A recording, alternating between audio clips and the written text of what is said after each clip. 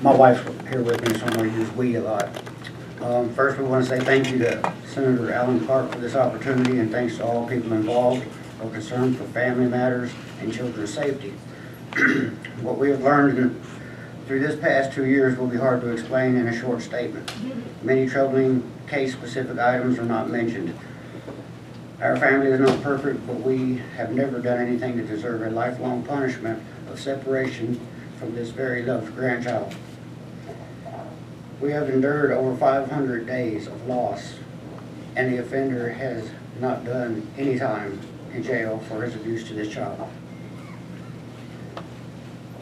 We would love for this committee to understand that we always have believed the mission statement of Children and Family Services is to keep children safe and reunite families.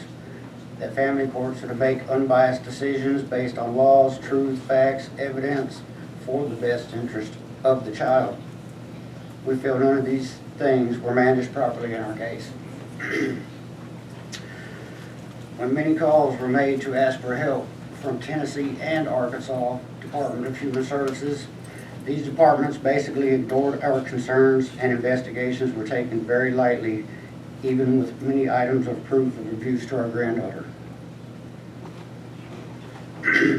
Tragically, shortly after the welfare check in Arkansas, our lives were shattered when our 18-month-old granddaughter was severely abused and near death at LeBonner's Hospital in Memphis.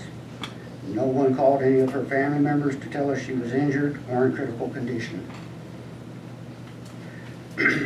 We started making many calls to DHS, the CAC division, everyone we could think of to contact for information, verify her injuries, check her condition, and make plans to stay with her at the hospital. We were told they could not share this information, we could not visit, and a DHS worker asked if we had a lawyer. We asked, do we need one? Mr. Baker, can you get the mic closer? We were asked by a DHS worker if we had a lawyer. We asked if we need one, and no answer was ever given. We hired a lawyer in Tennessee and found out Arkansas took custody and jurisdiction over the child, although she was a resident of Tennessee. Within weeks, we searched and found a lawyer in Blytheville under the impression that we only needed him for filing necessary documents to return the child to her family in Tennessee. Finally, we received a glorious visit 5 months after her injuries. It seemed things were looking better.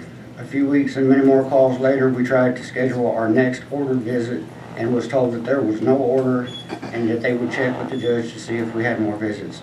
A few more months and hearings later, we were granted unsupervised visits, alternate weekends, and CASA was to monitor our relationship and interactions. No one ever monitored our visits at our home. You could always see how happy she was to see us. All of our efforts, we believed she was coming home. The judge seemed aggravated with conduct of DHS, mismanagement, and lack of organization. Caseworkers' paperwork, and also therapy services were never offered to the child. Many of these hearings were unorganized, unprofessional, postponed, and definitely not in the interest of our family or directed towards the rehabilitation of a very damaged child. The heartbroken agony of family and child emotional attachments were continually overlooked with unnecessary postponements. We were approved by 2 states for relative placement, but our visits were scheduled around important holidays. Our lawyer contacted the judge in December 2014 about excessive caseloads and multiple postponements.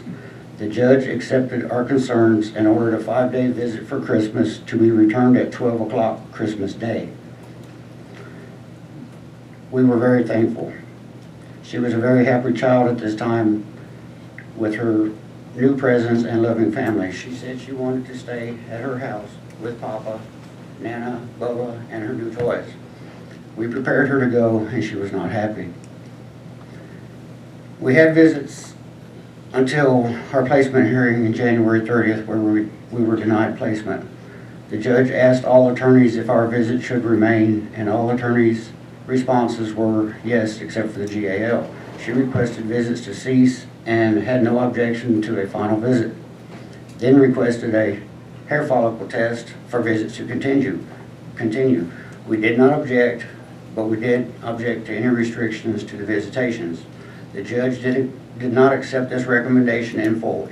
He ordered Saturday visits from 10 o'clock to 4 o'clock, pending further orders from the court, and the court ordered a hair follicle test.